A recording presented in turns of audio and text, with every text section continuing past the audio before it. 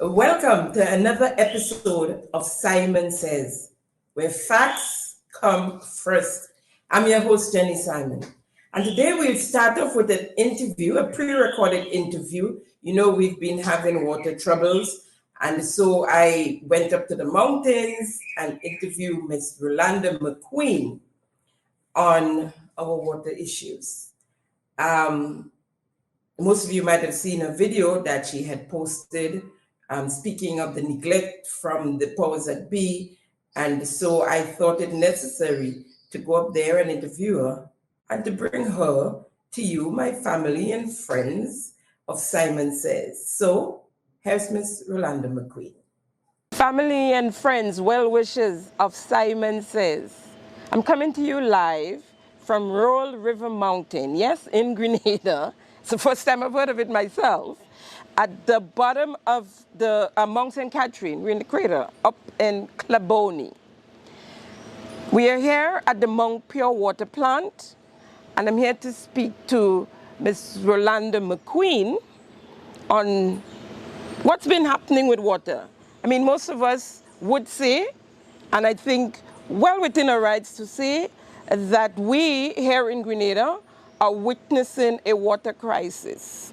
Some of you might have seen Ms. McQueen in a video circulating in social media, speaking about her issues and her being one of the only water company alive and well in Grenada, the pressure she's having, and so I sought her out.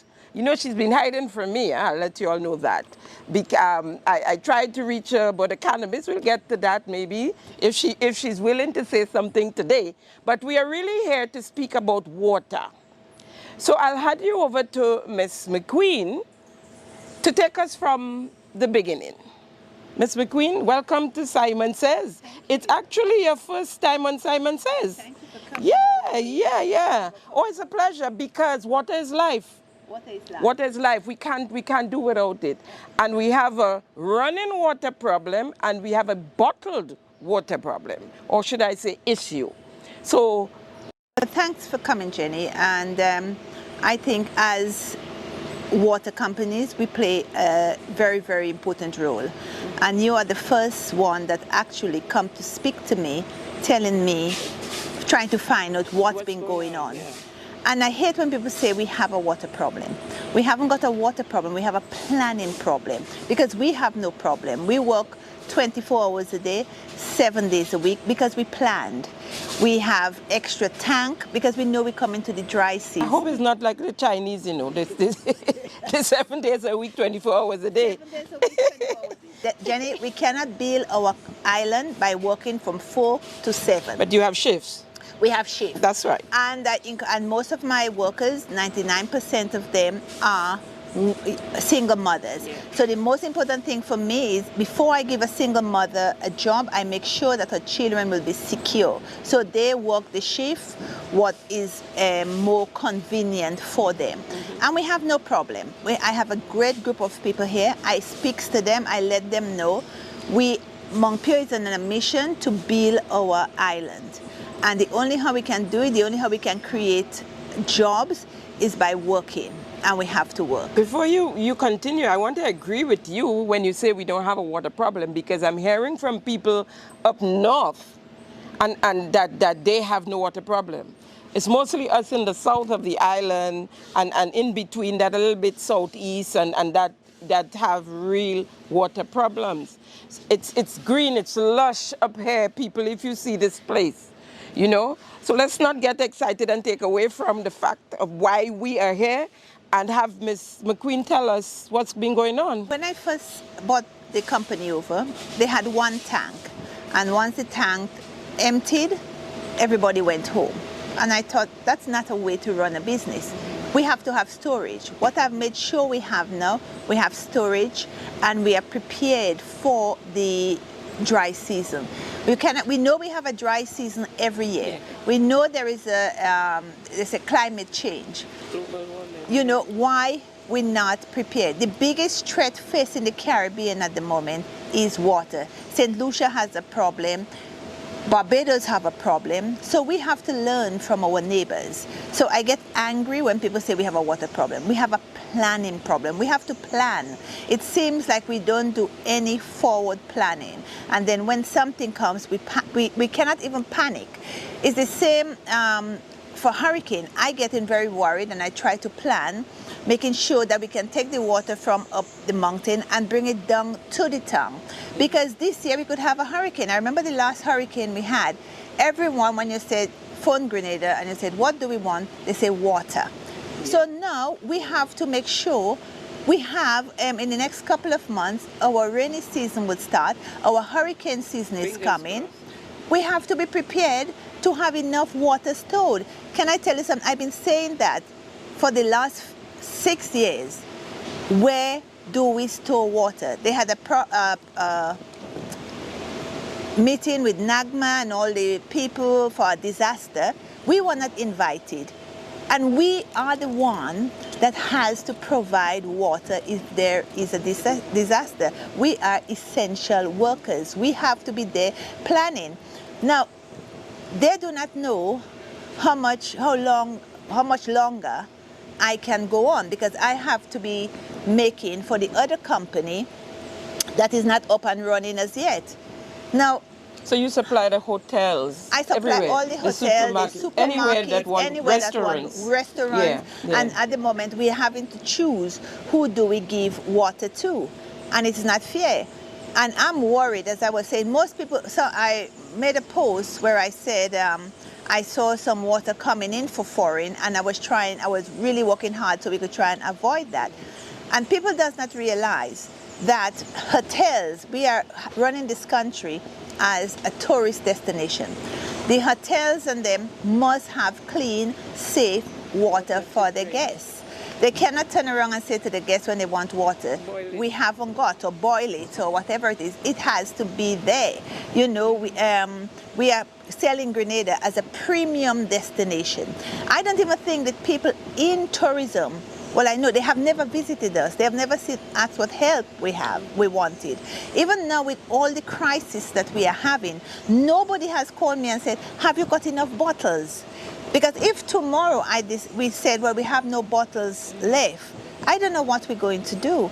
You know, so that's the reason why I'm saying it's planning. We do not plan. And if someone speak up, they make it political rather than, when I speak up, Jenny, I'm trying to help. I love my island. I owe a lot to Grenada.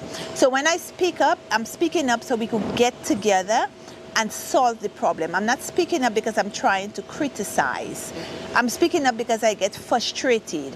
I think, let us solve the problem. We can't solve it. When we go abroad and we travel, we solve other people's problems. So let us try and work together and solve our own problem. So, on my way here, well, I spoke to you. I told you I'll drive as far as I can come. I saw in your video, one of the things that bothered you the most, you were very passionate about the road. We were trying to do that. I run into problems here, folks, right? If you look on the screen now, you would see that I run into problems here with the road.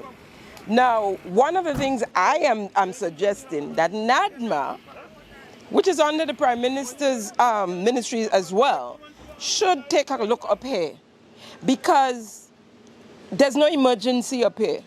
If there's an emergency, we're in trouble going back and forth up here to get water to the people, right? And it's crazy. The road is terrible, right? I don't think there's another description I can give. It is the worst I've seen. For us to come to some place like this, even now that there's a crisis and she has to supply more persons and more businesses and everything, the hotels and so, it's a lot more traffic, I'm imagining. Well, remember we just came out from COVID. Yeah. And we had the same problem with COVID. We had, the problem is just unbelievable. And as I said, we have to get our priorities straight. If we do not have clean water, safe water, the Ministry of Health will be spending a lot more money because people will be getting ill. It started. And I warned them that it was going to start. Now we are going to be spending more money because people are getting sick. Mothers cannot go to work because they will have to stay home to look after the children. I would have loved to have seen adverts out telling people how to be safe, how to make sure, growing up as a child, the parents, they would tell you, boil the water. Yeah. I have people coming all the way from St. George's coming to collect water up here. Drinking water. And I have to say to them, make sure you sterilize your container. Just don't put water in it like that, because people picking up things from all over the place. The problem I think we're gonna be having is with the children, the school children, who just, you're thirsty, you're hot, you're coming down the road, you bend underneath a standpipe, or even in the school, you go to the bathroom, you drink water from there. And that is the problem I think we're gonna have, because the water is not coming in the taps. Right now, it's not good enough to be drank. You cannot drink, or should not drink, the water coming from the tap as is now, because as we're seeing and hearing from Nawasa, we're at the bottom of the dams and the lakes, and so we're at the bottom. So you hear people talk every day of the water coming in the taps, muddy. I've seen it myself. So we have to be careful, or we'd have a massive outbreak. And can our healthcare system sustain such an outbreak of gastrointestinal diseases? It's going to be crazy. I hope this comes as a warning, and I hope people like me and yourself who are speaking up, I hope we can plan better and not start planning next year. We have to start planning now. As I said, we have the hurricane season coming, and we have to start planning now. We should have warehouse filled with water, that if we have a disaster, we are okay. We have to be independent. This is a disaster, Ms. McQueen, I'm sorry to say. So the water should have been stored so that people who don't have proper drinking water in the areas should be able to get drinking water. So that should have been for this round. But it's not so. And not you and I, we have Nawasa and all these NADMA, and the government of Grenada have to sit down and plan well on what we're going to do, because last year we had a bad drought. It's getting worse. It's getting worse with global warming, and so it's getting worse. So we expect it, we anticipate that is going to happen. We have to pray for rain to fall now. Any time from now, go back, or we're in big trouble. But we had COVID, so COVID should have come as a lesson to us and realize we cannot rely. I mean, if there is a hurricane, water will have to come maybe from Europe. It could take 2-3 weeks before it gets to us. We just celebrated 50 years of independence, and we are not independent. If we cannot provide water for our people, how can we say we are independent? If we cannot give our people just the necessities, very, very small thing, we're not asking for much. And that is the reason why I work so hard. That is the reason why I push so hard, because I know we can do it, Jenny. We can do it. I know we can do it. There is no reason why we cannot do it. We travel to other people's country and we does it. So we can do it for our own island. We can be independent. We are independent. When you look at food, I think we import 75% of our food. Now we're going to stop importing water now? Yeah, what is kind of really heartbreaking for me is the fruits. To see we've started importing fruit, not the apple and the grapes and the plums and the strawberries. We're importing tropical fruits now. We're importing tangerine and mandarin and mango and avocado it's crazy. Well, what really got me, if you look around, you'll see the amount of flowers that I have. What really, really got me is when I see when somebody die or have an anniversary, we're having fake flowers. And every year we go to the Chelsea Flowers Show, and we say we have goals. So I made it my duty. I say I'm going to plant flowers. People want to come for flowers. We have hotels. They will be needed. I think what we really need is leadership. We need people to be showing us and helping us on what to do, because I could guarantee you the people are not lazy. I see how my workers work, but we just need people to show them, listen, this is how we're going to do it. Let us do it that way. Who would have said that Grenadians would come up here and work in all hours of the night? You know, I heard a larger blessed story. People telling me they see a woman was sitting underneath the silk cotton tree there, and you know, and but they're still coming up and they're working. You know, they're working. And that's a good thing. Thank God for that. Yeah, if you had issues with workers, then we're in deeper trouble. We have some that cannot make it, but we have those that can. As I say, it's convenient for them as well, because they can do their shift when they want to. And Jenny, you know something? There are people that are doing double shift. Yesterday, one of the most beautiful things, one of my workers said to me, Miss McQueen, can I do a double shift today? And I said, of course. And I said, why do you want to do a double shift? He said, I want to better my life. You know, so it just makes you realize, to better your life, you have to work and you have to work hard. You know, and I was really pleased when he said, we want to better our life. So what did you hope to get from your video? Who are you trying to attract? What are you trying to tell us with that video? What I wanted to get from the video, when you phone and ask for information, you are totally ignored. And this is not, that problem with the road is not because NDC is in power. It was there when NNP was in power as well. The difference is, when I call NNP, they will call back. The Prime Minister, Dr. Kitt, would even call back. And I have the same for Dick Mitchell as well. He will call back. The workers in the ministry totally ignores you. I don't think it's the Prime Minister's duty to call back if we need something doing.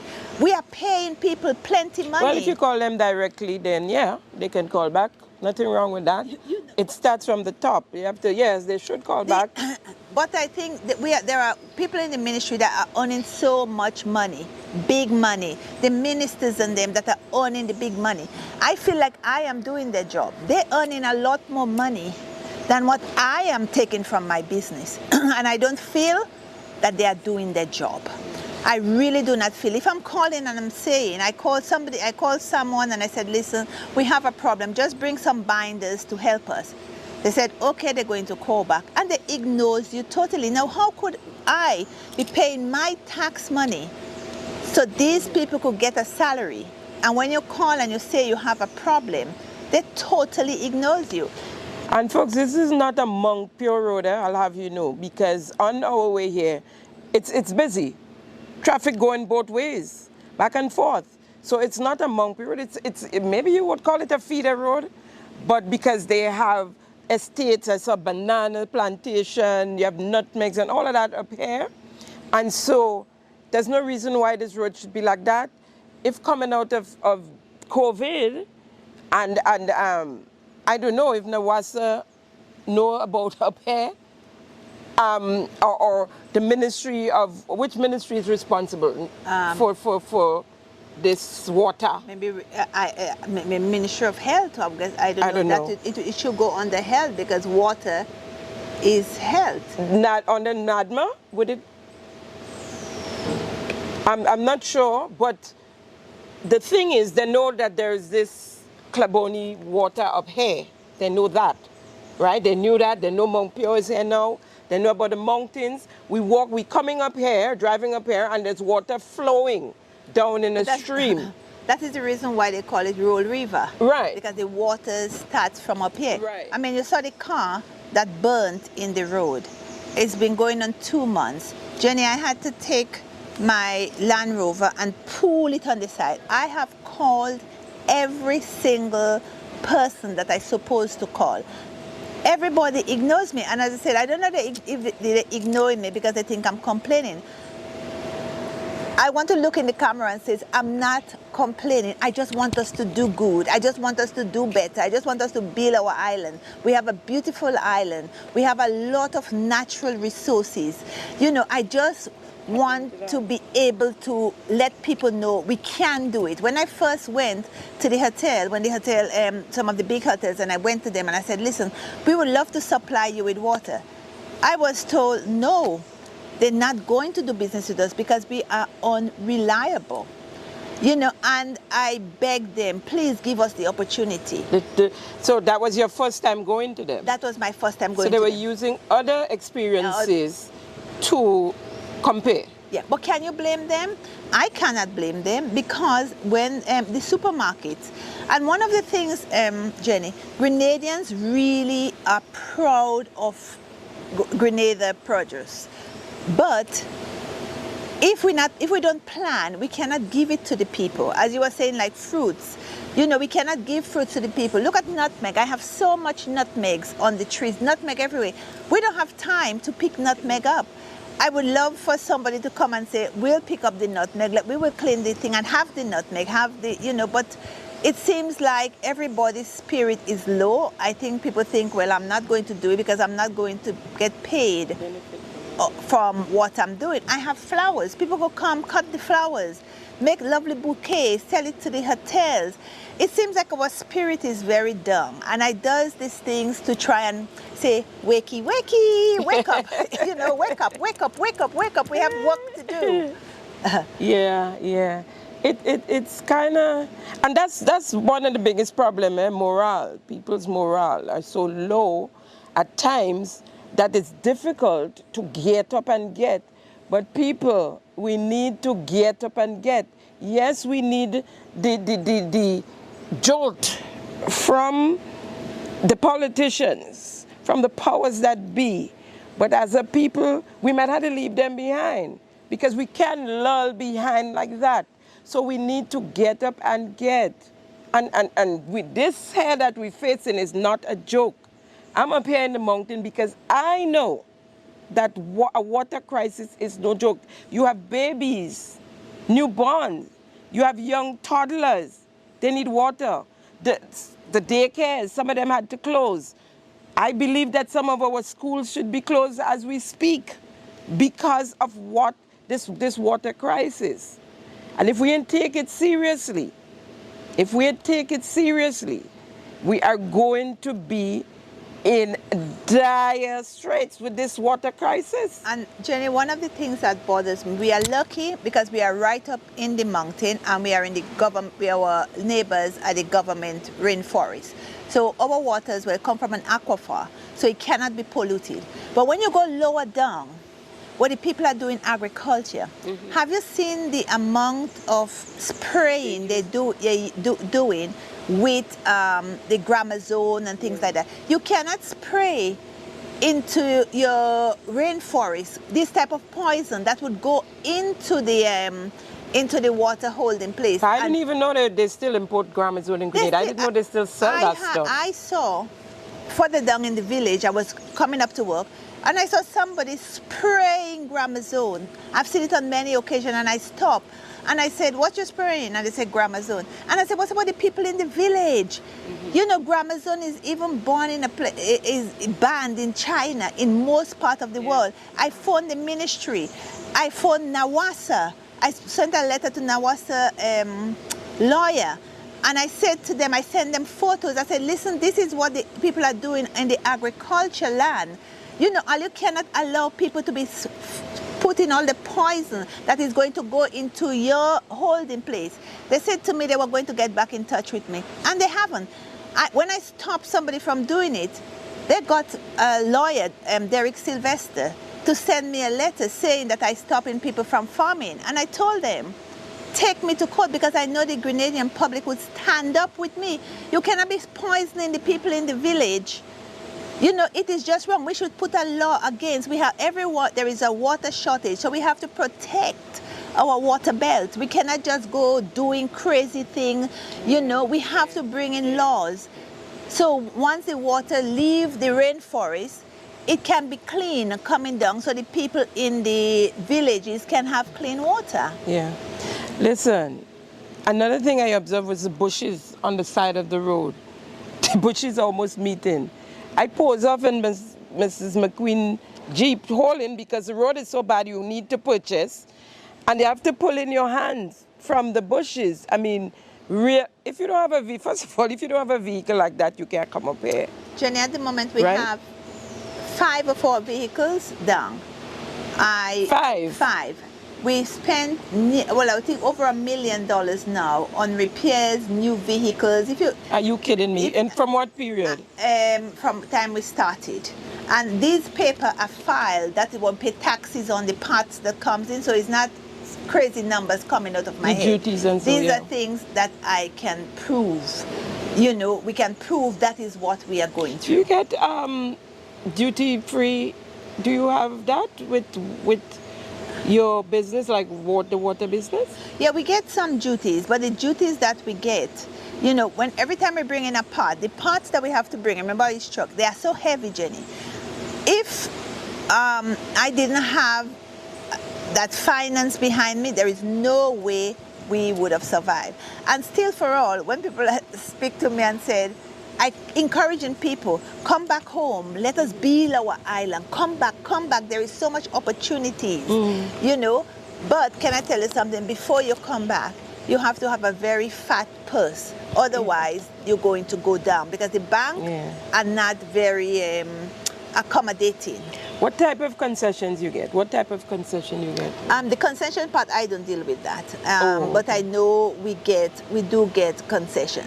But that does not really help because of the... you have to purchase we have to purchase it. And remember when you purchase a part, it's very expensive to post it because you want to get it here very quickly, shipping, and then the duties that you have to pay on it, it's something else crazy. You know, I mean, would I do it again?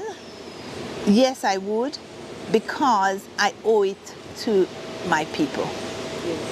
You know, I owe, and generally the people are supportive.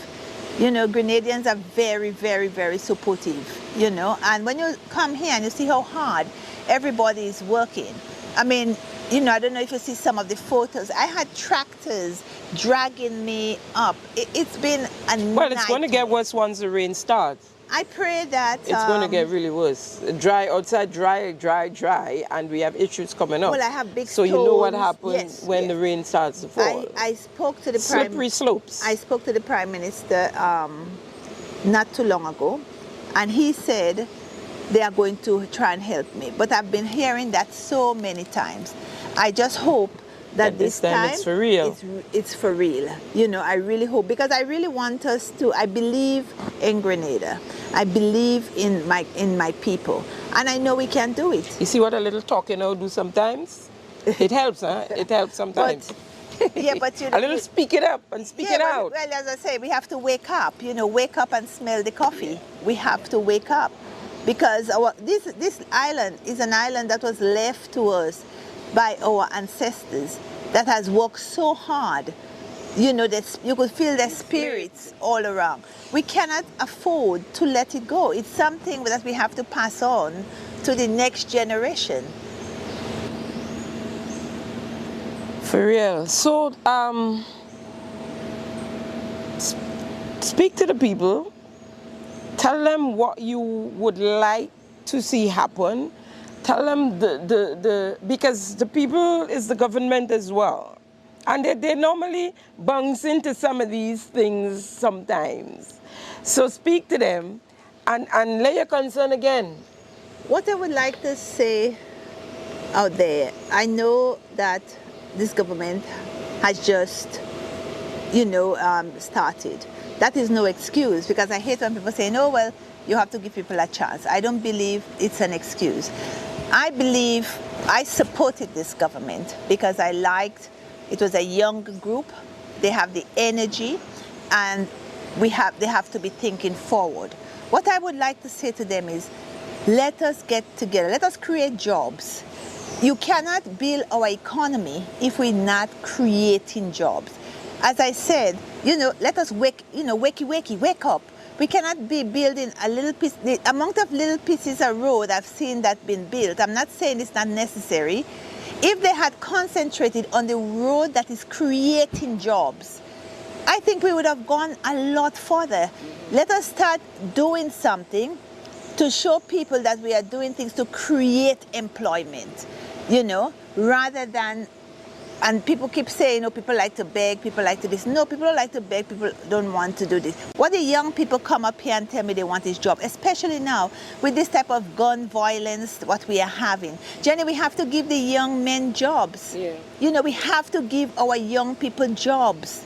We have to know how to create jobs for our people. We cannot just sit down and expect to be grant. It seems one of the things we love here, we love grants. We love getting this from someone and getting freeness. You know, we cannot live on freeness. Let us work, right? I want to support you guys. I want us to work. I want us to create jobs. You know, don't get upset with me. When I supported you guys, I supported with you guys that we're going to work together. I want to be a success under this new government. I want to be able to say to the young people, if we can do it, you can do it too. You know, I want to be a great example. I don't want to fail underneath this government. Well, taking it from a different angle to you, I don't mind if they get vexed with me. But I would say what I have to say. At the end of the day, I am speaking for those who can't and won't speak for themselves, right? I'm bombarded with calls and messages and information envelopes from people who can't speak for themselves, afraid to in some instances. Yeah. We say it all the time, we hear it all the time, government is a continuum. And they say it so nicely. I love to hear Minister Telesford say it. He says, government is a continuum. Okay? So it's a continuum. So let us continue, right? And so this new government came in right after COVID, practically, right? They knew, everybody around them knew. They don't know. Please find wrong pegs to put in wrong hole and square pegs to put in square holes. And not just give persons jobs because they support you. We're almost into midterm. You could say we're still in the honeymoon, however. The eater food must stop now. And let's try to digest it, excrete what is not good, and what's staying, let's work on that, right? Let us work together. Forget who in support, who in vote. If somebody didn't vote for you, that you know for sure. Because a lot of it is perception. A lot of it is perception. And there are those who worked before. I know of permanent secretaries who worked before with maybe 3 or 4 governments that passed and worked exceptionally well. Did a tremendous job because they're not working for party, they're working for country. And if more of us think that way, we would be in a better place. However, Ms. McQueen, I ain't come all up here just for water, to talk about water. I tried to get you to speak to me the other day on the cannabis, and you turned me down. That's okay. It's all part of what I do. I get that sometimes. But I spoke to a gentleman from Trinidad who spoke of some sort of corruption within that whole commission and what was happening before when you was the chairman of the commission in charge. I'm going to tell you now, he did say to me that he spoke to you. So you can't tell me he didn't speak to you. You can tell me he didn't answer it. But he did say he spoke to you about it. What were your thoughts then? Where did you take that information? Did you keep that information, or did you speak to the relevant authorities on it? The Cannabis Commission is under the Ministry of Agriculture, right? Yeah. Right. And but you were appointed by? Yeah. Who you were appointed by? The Ministry of Agriculture? Yes. Okay. Yeah. So, yeah, tell us what, if you may. Yes, I did receive that call. I was quite surprised when I got the call, but I did not. I wasn't. I was surprised to get the call, but I wasn't surprised of what was going on in the background. I did not speak to the Minister of Agriculture about it because I personally thought he has enough on his hands. But it was very disappointing what I heard. It was very, very disappointing. You know, I am no longer the chairperson. No, I'm no longer on the commission, and you know, I do hope that Grenada benefits from the cannabis. But I did not speak to the minister at the time of it. I was told, you know, the people that was involved, they could have a very long hand, so I didn't want anybody attacking me. So I just thought, you know, I'm away from it now. It's nothing to do with me anymore. So let it be dealt with. But I did not speak to the minister about it, and I did not speak to the Prime Minister about it. Now, these people with long hands, so to speak, I would just ask you, I know you wouldn't call names, but are they within the government of Grenada? Are they, let me see if I could put you, putting you on the spot. I did see the program that you have made, and all the information that the person had that I put out there is what he gave you. Yeah, it's the information that I was given. As I say, I cannot say if it is true or not, but that was what was given to me. Okay. Anything else you want to speak about? No, I would just like to say I really, really thank the Grenadian public. I thank you guys for the support. It hasn't been easy. Thanks for all the encouragement. I believe we can build our island together. I know we can do it. And I would love, Dr. Keith, you had promised when you was in power, you were too busy to come to visit.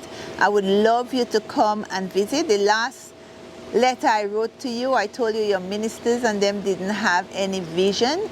And you see, I'm saying exactly the same thing to Prime Minister Deacon Mitchell. The Prime Minister Deacon Mitchell. We need, I know your plans, I know the plans you had for Grenada, but let your wake up, tell your ministers and them to wake up. We have work to do. So, Dr. Keith, I'm looking forward to seeing you soon. Prime Minister, I am there with you. I will work hard with you, but we have to wake up a lot of people.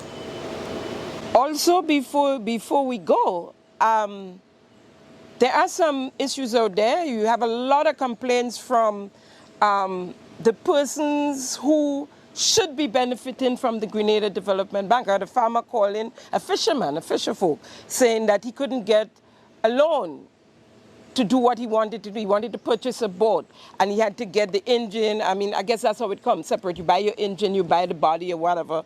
But he couldn't, they were only offering enough to buy the engine or one part, not so he could get a complete fishing boat out there. I know of someone who wanted to get a small loan, a small business, and a youth below 30, good few years below 30, trying to get a loan to help boost their business, coming out of COVID, that is, as well. It took more than a year, and at the end of it, they said, well, she couldn't get all of the monies because she didn't have enough collateral. Her collateral was $20,000. She had a car that she owned, her own car, and she could have put it up, but she asked for $25,000. You know, they had this young lady pay $5,000 cash to the bank so that she could get the $25,000, right? And here we have members of cabinet. It's like their trampoline. I mean, They just millions. 3 million, 300,000, 200 and something, 1.7 million.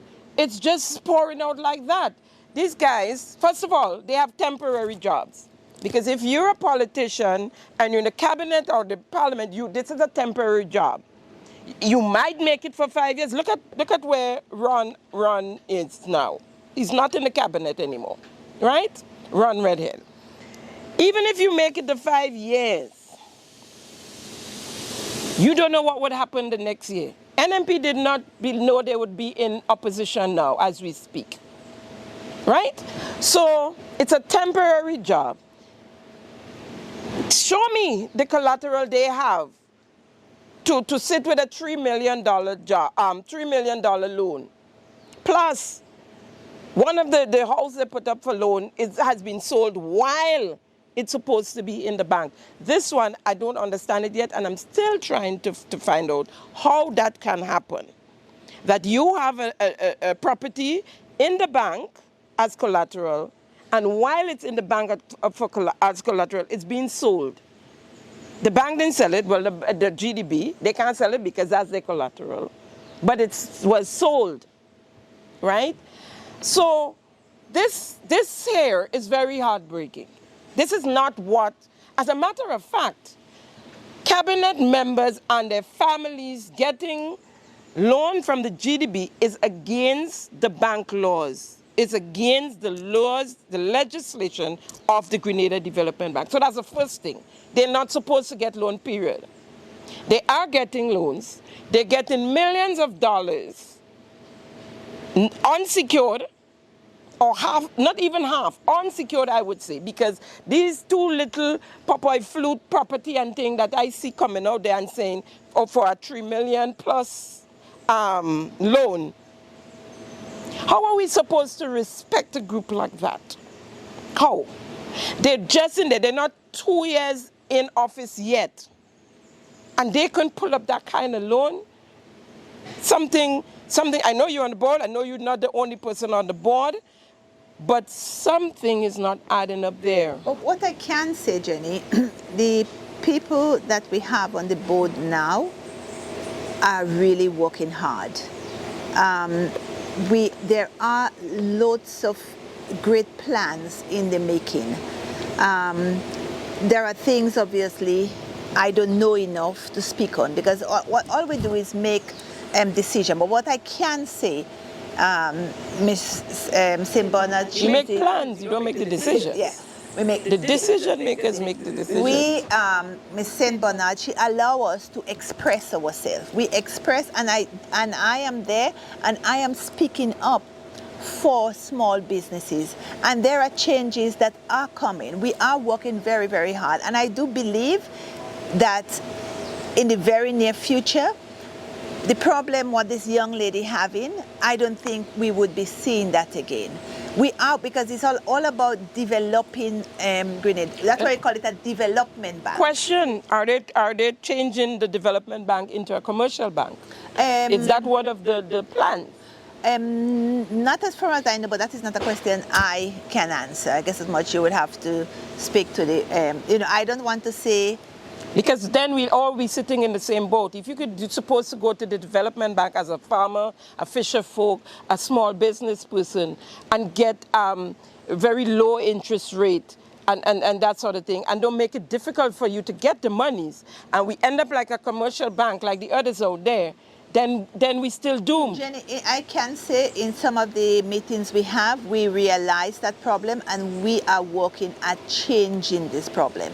Because I realize the only how you have a development bank because you want to develop the country, and we are working really hard, and we have people are on the board. I think you're running out of time. We are listening. We are listening. We hear what the people are saying, and we are listening to them. And there is a good team. I wish sometime that the camera could be there to hear the type of discussions we are having and the type of plans that is there. Nothing is 100%, but the people that are there are working very hard to fix the mistakes that we have made previously. Thank you. Thank you very much, Ms. McQueen, for having us up here. I got a little bit out of you, more than I expected. That's okay. I'll come again. I'll come knocking again at some point. My friends, my family, I just want to end by saying that personally I'm not at all happy with the administration and where we are today and what we expected out of this new young bunch. I am saying it now. It is clear that in most cases, person separates the Prime Minister from the rest of the flock. I am not going to separate him. He's part of it. He has his ministries to run. I am not happy with how it's being run. And I know I'm not speaking for just myself. He is a part of it. He is new to the politics. He was a corporate lawyer, full stop. He is new to the politics. Almost all of them are new to governing, to the government. My advice is they go back to the polls, ask for a new mandate, bring in some new people who can help, because they can only have so many people in the Senate. I had said before that, like the previous NDC did when they brought in Franca Bernardine as Minister of Education, and we had somebody else. They brought in outside the Attorney Generals were from on the outside as well. We have an Attorney General who is Minister of Legal Affairs, Minister of Consumer Affairs, Minister of Labor. All huge ministries, and the work is not getting done. The money is getting there because, as I understand it, she's getting salaries for a separate salary for, and if you look at the budget presentation, if you look at the hard copy, you'd see that she's getting, there's allocation for the Minister of Labor separately. You do the math, right? And we're not getting work for our monies. We are not getting it. Get a new mandate, get new persons if you have to. If you Prime Minister and you can manage them, not the manager here, the manager now. However, let's get this thing going, because right now we like rainstorm. We stuck and we need to move on. We need to get pulled out. This is Simon Says, coming to you from Roll River Mountain in the crater under the Mount St. Catherine up in Kleboni. Added to this, Nawasa has openly and publicly stated that we are facing a severe drought condition as a result of a significant decrease in our rainfall. So they are unable to harness enough water throughout the system on mainland Grenada because of the lack of rainfall in treated drinking water supply in many parts of Grenada, which is technically a drought situation. So we have an issue with water. Some may even call it a water crisis. Which I am saying our health system cannot sustain if it continues so much longer. Because Nawasa is complaining about them not being able to harness enough rainwater, drinking water, so to speak. So we have the medical system already speaking of gastrointestinal diseases, and gastroenteritis and that sort of thing, because the water coming in the taps are contaminated. I mean, if you collect it in a glass, you'd see the dirt, you'd see how brown the water is. And so we have to be careful, and we beg our parents to keep talking to the kids, boil water to send them to school with so they can carry to school. If you can afford bottled water, you give them bottled water. We do have a bottled water shortage as well. But speak to them about drinking water directly from the tap at school on their way to school. Please speak to them from drinking water directly from the tap. The rainwater and harvesting the Nawasa has been speaking about. Well, we don't have the rain, but even if there's rain, not many people can afford the water tanks and collecting items. You know, people have a little 2 buckets or 2-gallon bottles that they collect water with. You see, I think we got a little complacent. Nawasa, the water troubles has not been that bad for a while now, maybe over a decade. I remember as a child having to collect a lot of water and going to drink water and before you go to school, when you come home and all of that. But we have gotten over that hurdle for the most part, I would say, except for these dry, long dry seasons, you know. So we don't have, and people don't have tanks. People can't afford tanks, water tanks. There are people who are getting disconnected for $20. Their bill, $20. And then you add another water need to reconnect it. I don't even remember what it is right now, the amount to reconnect. So, and they can't afford it. Granted, parity is a problem as well, because some of these persons have 2 cell phones, a Digicel and a Flow cell phone, and they have data, and because they need to get into the action in social media, and they prefer to have that than have water, which gives life. But the point is, they don't have and they don't have. They don't have water tanks. They don't have a lot of containers to store water, and so we do have a big problem here on island. We pray that rain starts to fall. We get in little showers here and there, and we hope that continues. We're supposed to be entering the rainy season in the next few days, and we would say God is good. God is good all the time. All the time, God is good. We take a quick break and come right back before we get into the meat of the matter for today. Thank you for tuning in to Simon Says.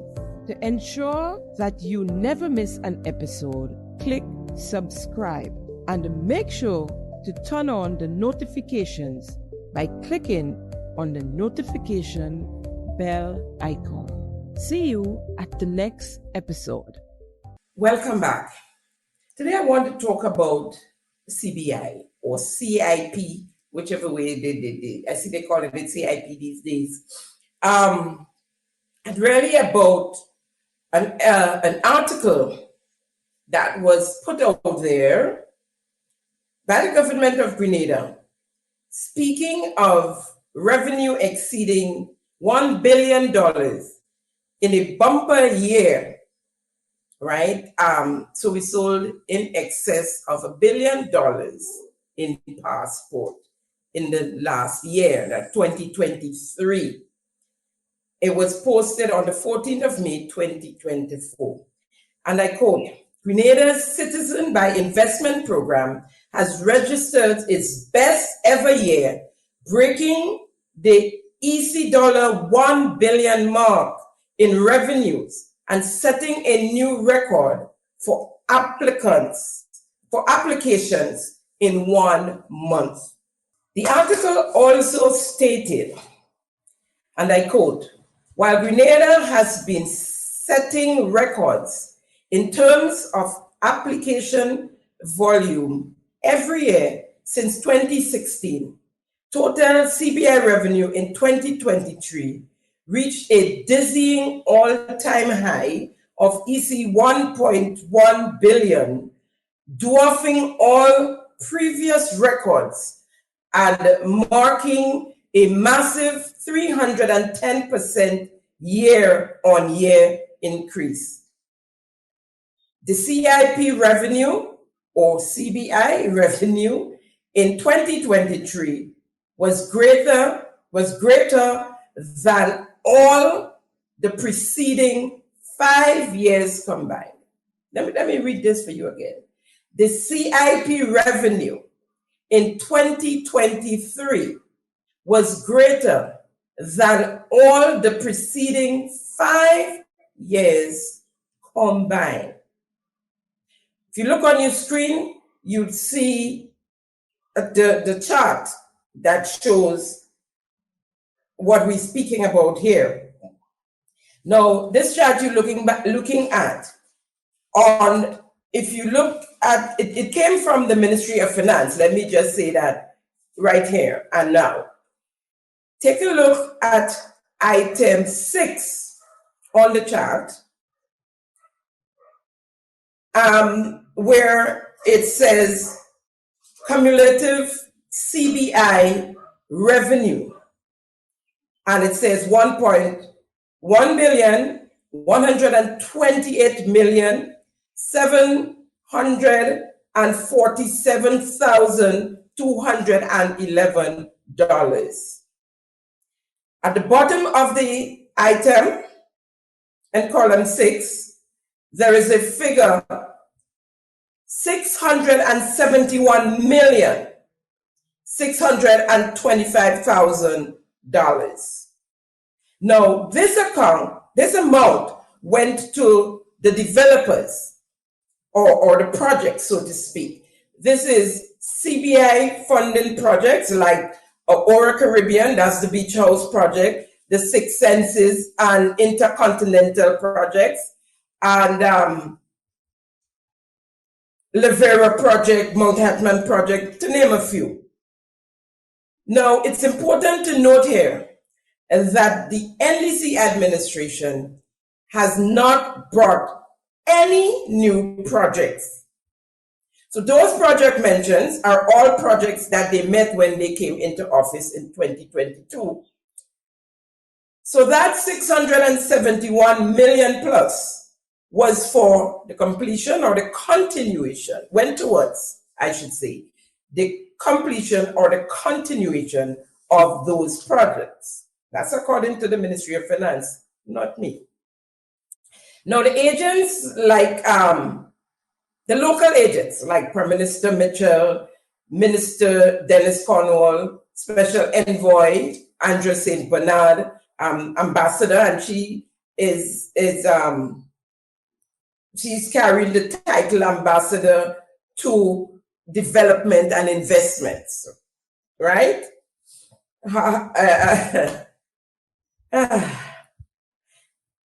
They're the ones making the monies. The local agents. You know, when the article came out, the $1 billion revenue, and some people hooray, others are like, okay, so where is that money? We're not feeling it. Where did it go? What was it used on? Or do we still have that money somewhere there in storage in a bank for hard times, you know? No, it's not there. We don't have $1 billion sitting there. No, we don't. A lot of these monies from the CBI, the nation don't benefit from it.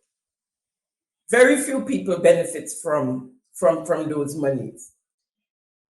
There are 2 streams of selling passports. The developer's side, Section 11, and the Government National Transformation Fund, Section 10. Of the CBI legislation or the CBI laws, which speaks to where one can invest. So we have Section 10 and Section 11. Now you can go on the site and read more on it. Now on both sides, every sale of a passport, there must be a local agent. So whether you're selling to an investor or you selling to the Government Transformation Fund, National Transformation Fund, there must be a local agent. Must be. Every passport that is sold, there is a local agent. In other words, the local agent makes money on every application that comes in. Now, we have no clue who are the agents that made the money in the past year or so, and or the ones who made the most money, right? Who are the ones bagging these monies? over the past year, we have not been told. I mean, this thing just came on us at the end. We were not told how many passports were being sold or to whom, But from a logical perspective, if you're an applicant and the Prime Minister and one of his ministers and his advisor, who is a special envoy who carries, is an ambassador for development and investment in the office of the Prime Minister, if they are agents, who would you want to be your agent? I mean, it's kind of obvious that because it would fast track, or in your mind, you think, okay, everything would be fast tracked and you would have a better chance of being able to purchase your passport. For instance, the Prime Minister is the Minister of National Security, who is in charge of the Immigration Department, as well as the one to sign off, to say yay or nay. He is the one, the buck stops with the Prime Minister. The Minister of Finance, he has a role, but for him is more when new projects to give concessionary arrangement, to make concessionary arrangements when we have new applicants, but we had no new applicants. Well, as I understand it, there might be a few of the investments and the projects before that were not finalized when it comes to the concessionary arrangements. So he might have had a little bit of dealings with some of them. However, for him, the projects were already there and the concessions were already given. So he doesn't, but he's still a minister of government. He's still sitting in the cabinet. He's the Minister of Finance for the government of Grenada. And of course, Ms. Bernard. She is advisor to the government and, as I said, ambassador from the Prime Minister's Ministry for Development and Investment. How nice. You know, everything just merged together. Everything just merged together with Ms. Bernard. Now, I have some facts. Of course, I can't show you on the screen, but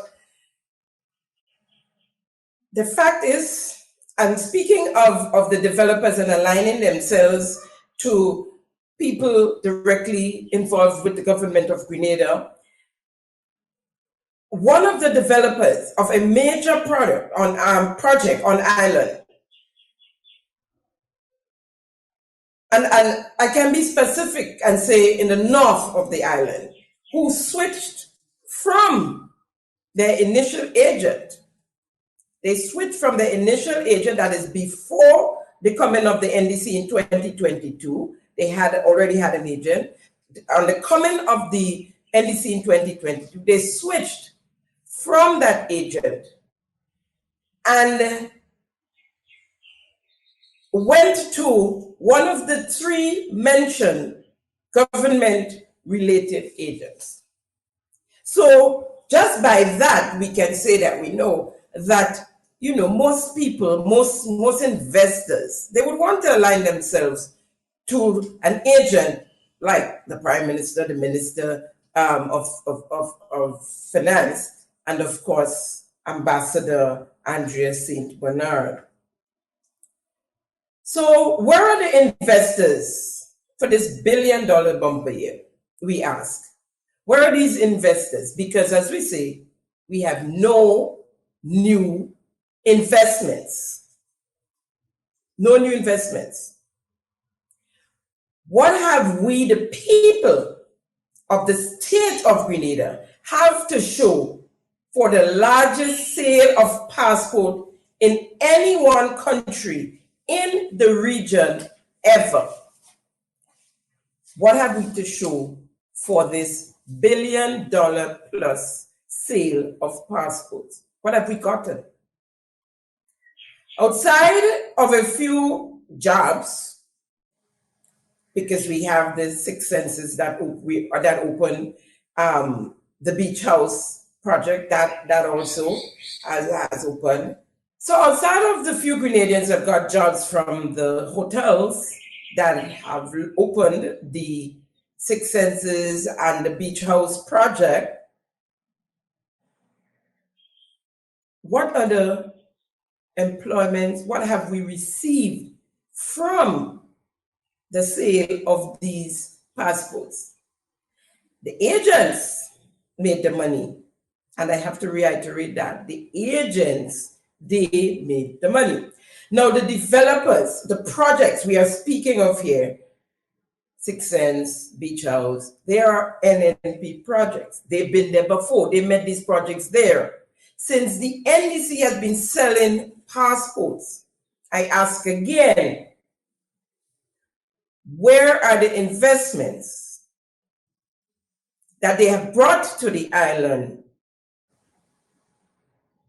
to create jobs for our people in building after they open, sustainable jobs, long-term jobs?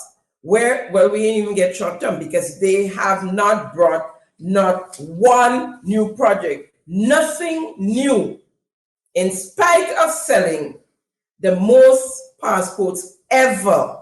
And in 1 year, we're talking about 2023, ever. But we don't have not one new project to show for it. Not one project creating jobs for our people. Selling passports, but no sustainable jobs for our people. If you're not bringing jobs through projects or development, then the passports were sold, I guess, only for citizenship. Now, we've heard that these citizens, they have the same rights as us once they become citizens of Grenada, and therefore they have the same voting rights.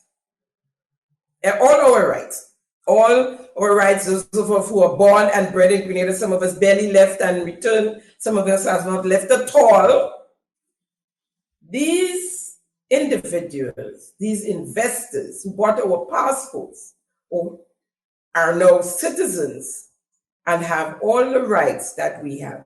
We don't know who they are. We don't know how many of them, whether they're Russians, wherever they're from. We have no idea.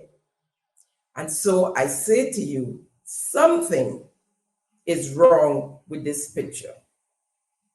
Now, we know how much the NDC had opposed what they call the NNP CBI program and had plans to scrap this program on entering office.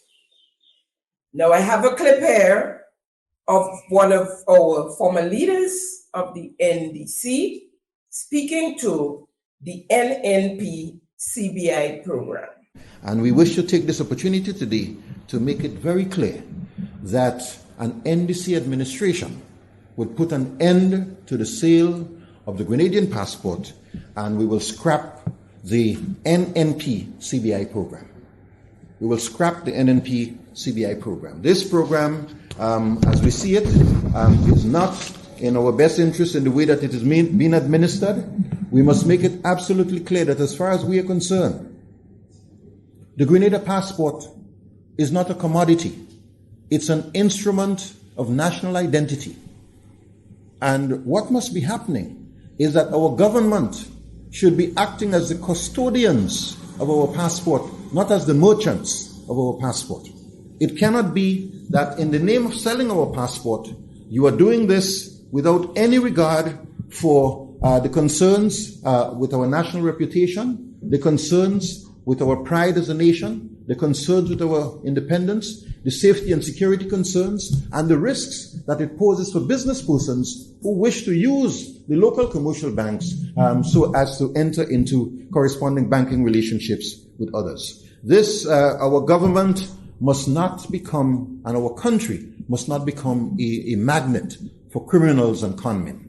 All right? We should not be in a position where we find ourselves ashamed and embarrassed and worried every day that something terrible is going to happen to us because in whose hands our passport ends up.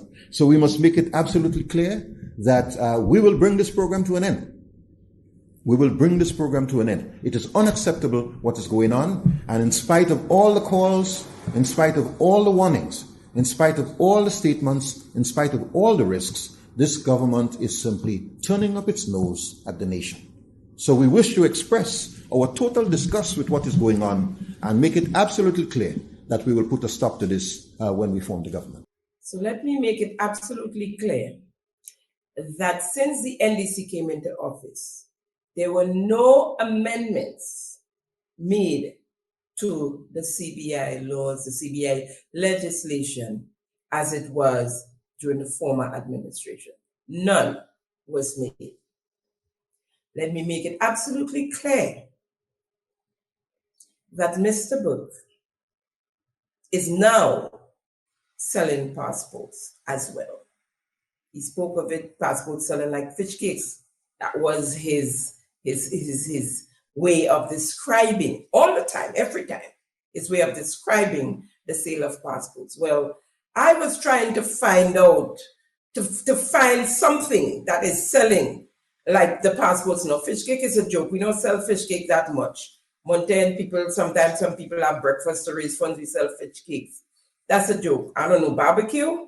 I don't know what, but I don't think we have anything here on island that we sell as much as we are selling passports now.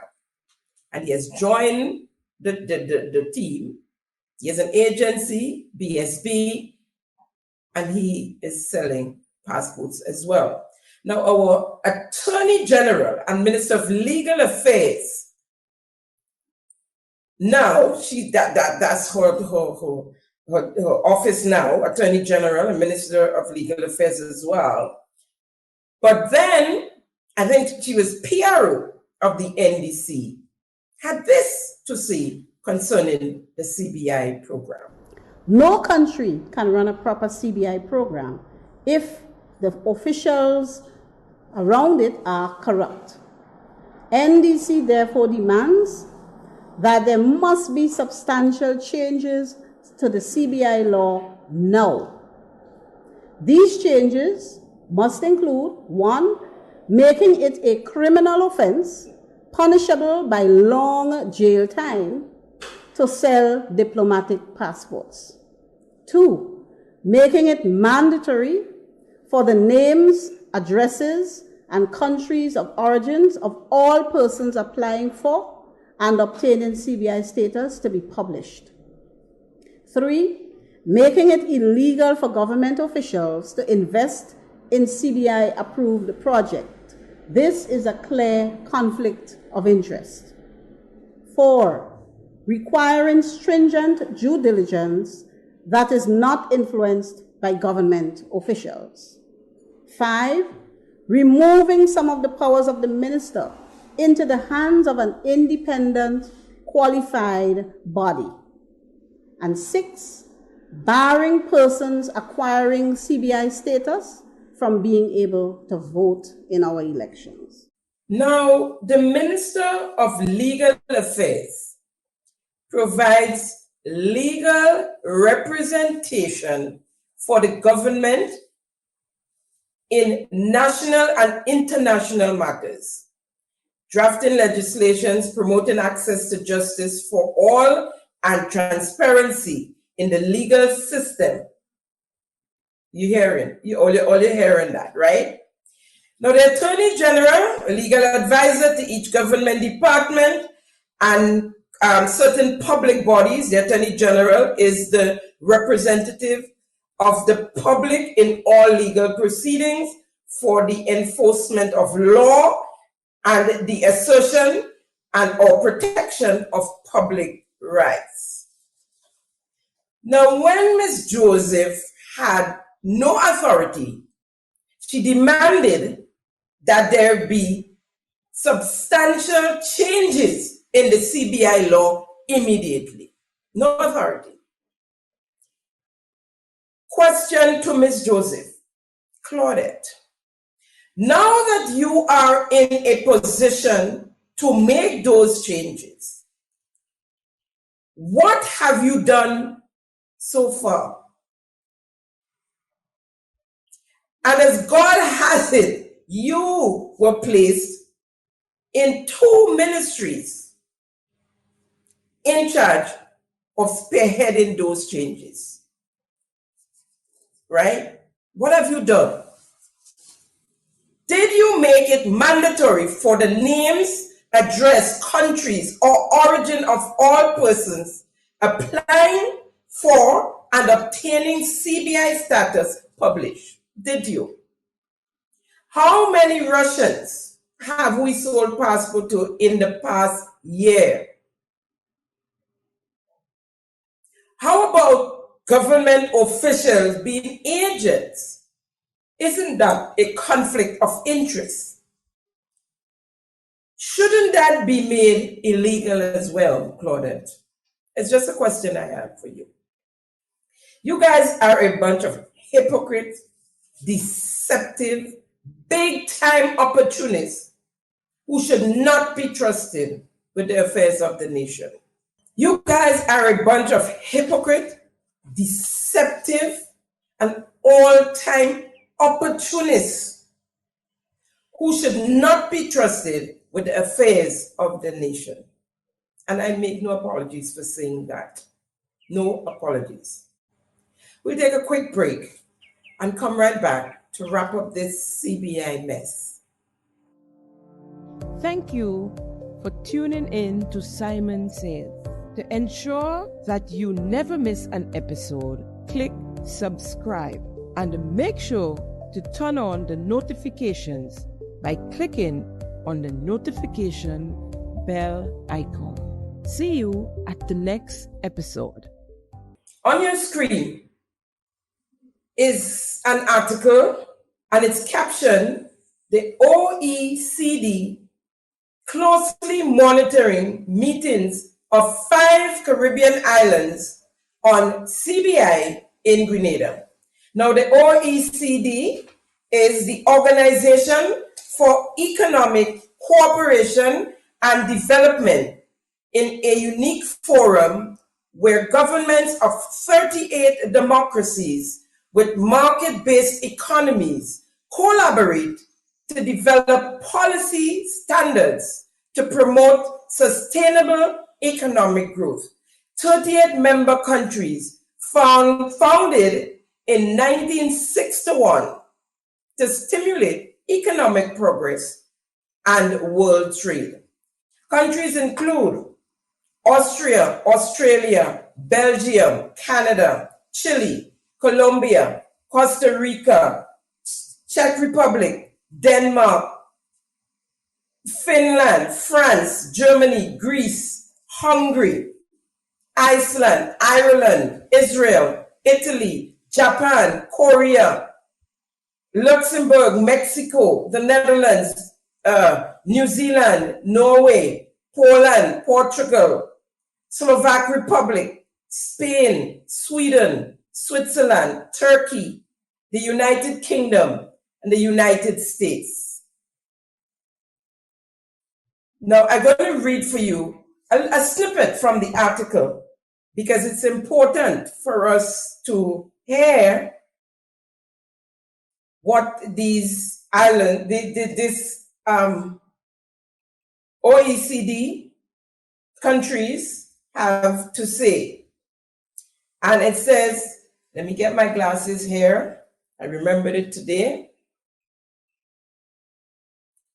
High on the agenda in the Caribbean is a crucial meeting between leaders of 5 OECS countries who are set to discuss the future of their respective economic citizenship, or formerly known as Citizenship by Investment Program, CBI. Leaders from Antigua and Barbuda, Dominica, Grenada, St. Kitts and Nevis, and St. Lucia are scheduled to convene in Grenada next week for the 2024 Caribbean Investment Summit. Adding an international layer to the discussion, the Organization for Economic Cooperation and Development, OECD, is closely monitoring the Grenada Summit. The OECD has expressed concerns that a significant portion of funds invested by individuals through CBI programs do not directly benefit the host countries. This raises questions about the true economic impact of these programs and the potential for misuse of funds. The summit presents a crucial opportunity for the Caribbean nations to address these concerns and implement stricter measures to ensure transparency and accountability in the flow of CBI funds. Now, it's a long article, so it's on the site, on the page, and so you can go and look at and read it further. Now they're saying here, I just need to read this part. For instance, a developer in Grenada operates through a company called ABC Limited. Under the OECD proposal, ABC Limited would be required to open a bank account in Grenada to utilize an escrow service held within the country. Only after verifying the funds are present in the local account would the citizenship unit process the application. Now they're saying here before this that they don't even open bank accounts here in the islands. It's all offshore bank accounts. They're asking that that be a part of it and something that should happen before the applications are being processed.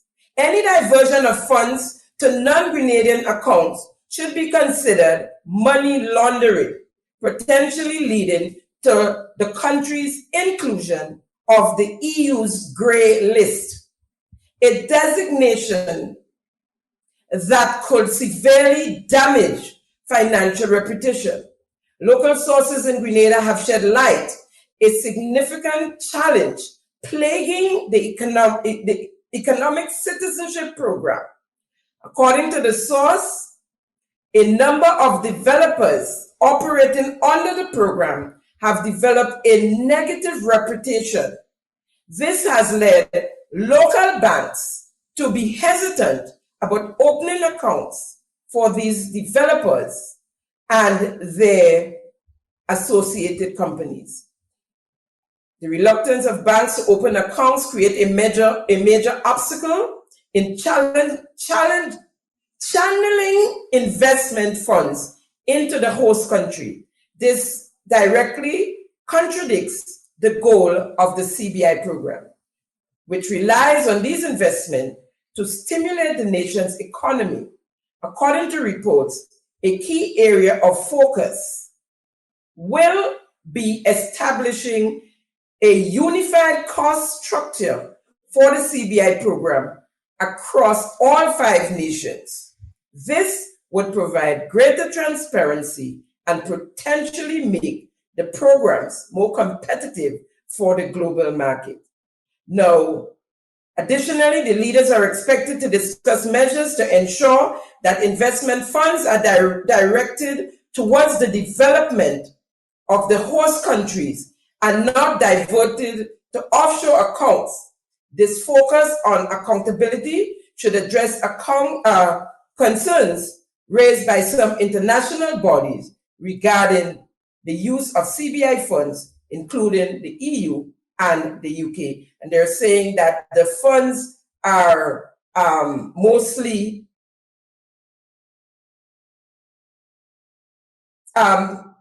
sent to offshore banking in countries like Dubai, where was it was a few of them, Dubai, Hong Kong, and Singapore. Those are the countries that they're saying This not only undermines the economic benefits of the program, but also raises concern about money laundering. Tracing these diverted funds can be difficult as they are often directed to offshore havens like Hong Kong, Singapore, or Dubai. The upcoming meetup aims to address this critical issue by establishing clear guidelines to ensure transparency and accountability in the flow of CBI funds.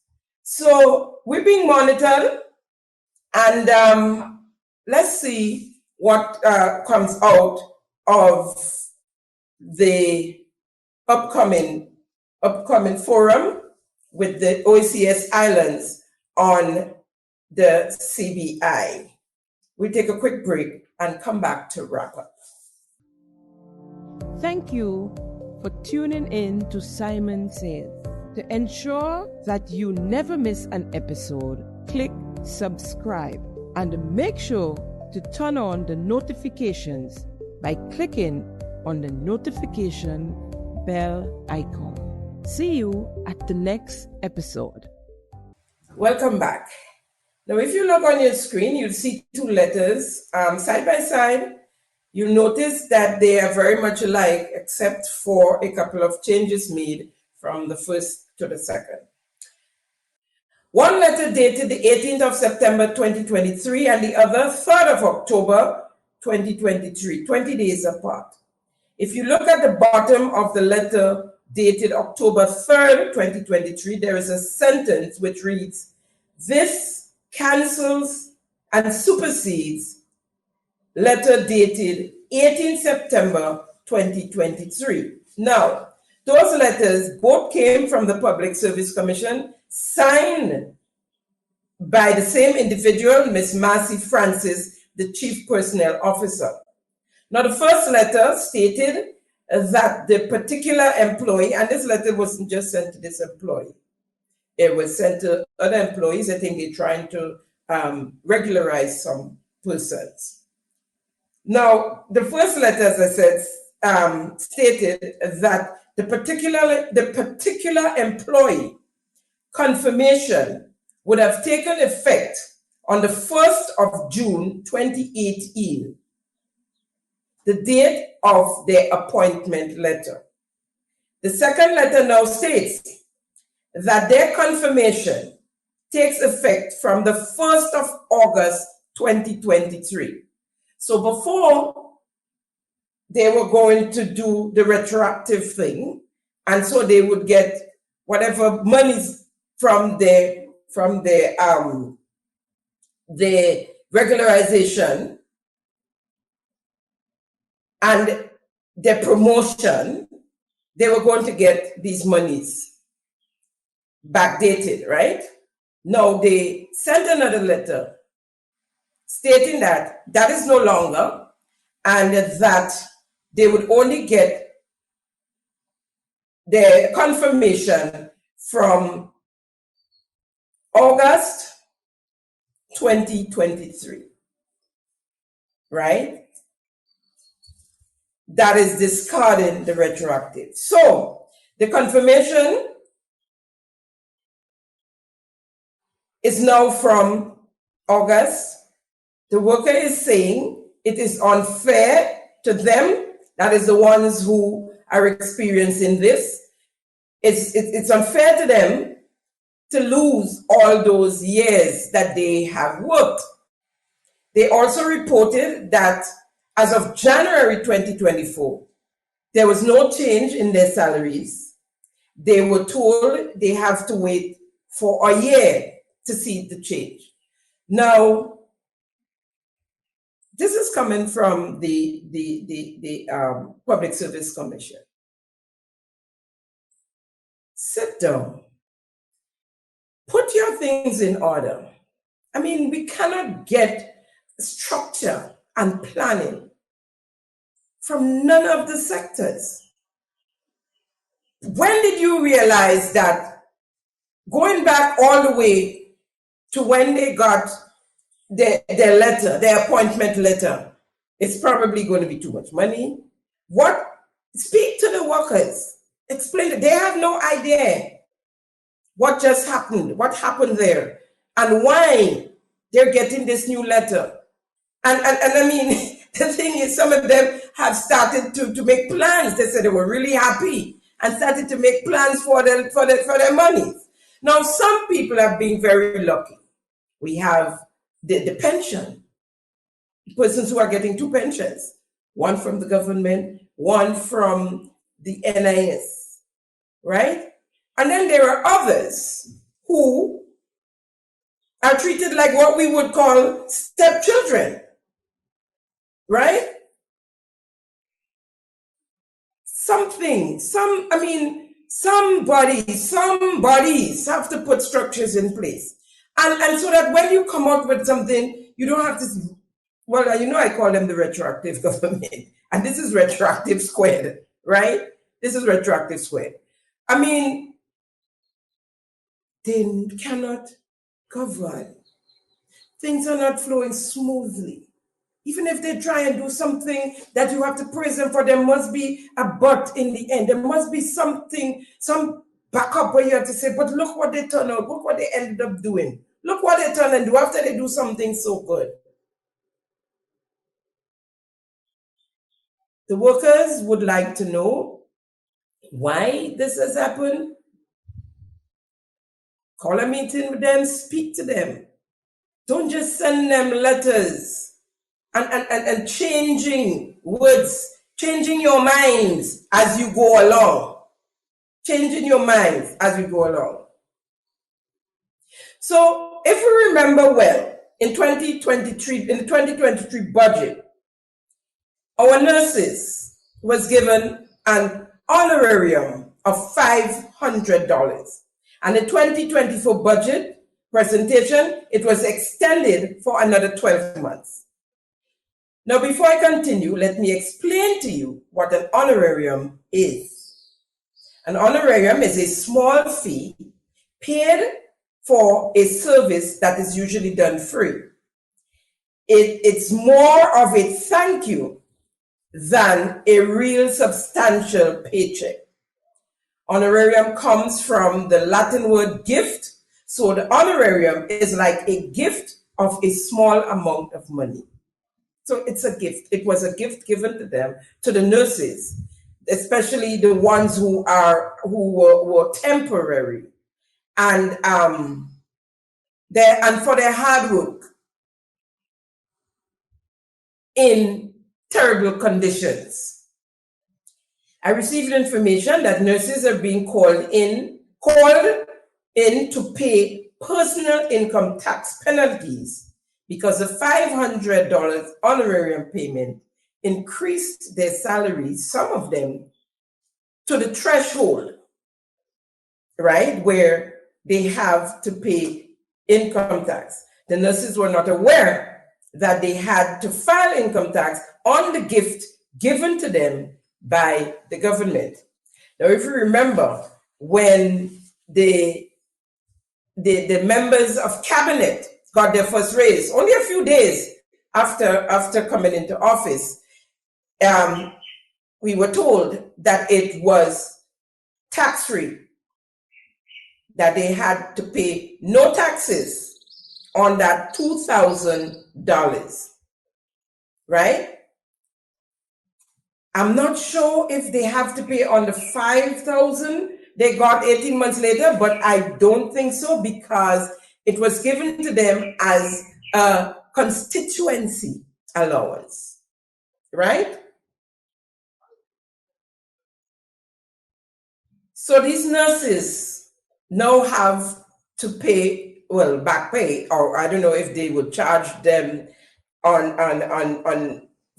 not paying penalties, if they would have to pay penalties as well on it. But they've received the notification, and so we await the results of that. I want to end by sending a message to our beloved Prime Minister. Sir, the people, the seed recipients, the people are still standing on the steps of the Revenue Office in St. David's in the Hudson. And these days, blistering heat, the weather, we know how bad it is. They're still standing on the steps, according to this photo, which was taken yesterday. Yesterday. Sir, didn't you say that was inhumane? And you made it in 2022. You couldn't believe that was happening. So we know in 2024, and it's still happening. Here is a clip with you complaining. But we also want to address the manner in which the seed program is used to disrespect and dehumanize our citizens. And only today, when leaving the revenue office in St. David, in the hot sun, door closed, you have 40 of our citizens standing up on a step, lying up in the hot sun, waiting to receive this assistance. In 2022, you're telling me that our government can't deposit these monies directly to the people's bank account so that they don't have to go through this? You are telling me, particularly for older citizens who may not be mobile, that you can't have field officers delivering the monies to their homes? That is what our citizens go through. Sometimes they need to go to a bus stop in Coles Gap and stand up in the bus stop, and a bus shows up and hands out the money to them, so that all of John public must know that you're getting government assistance. And if you're getting and the neighbor ain't getting, it brings enmity between you and the neighbor, because why are you getting and I ain't getting? That is how the seed program is used, to divide, to conquer, and to dehumanize our citizens, particularly our older citizens. And so I can assure the citizens of Grenada that we will not do that to you. Folks, that's a wrap on today's episode of Simon Says. It was great conversing with you as usual, keeping them honest. Thank you for joining Simon Says, where facts come first. See you next week, same time, same place. Bye. Thank you for tuning in to Simon Says. To ensure that you never miss an episode, click subscribe and make sure to turn on the notifications by clicking on the notification bell icon. See you at the next episode.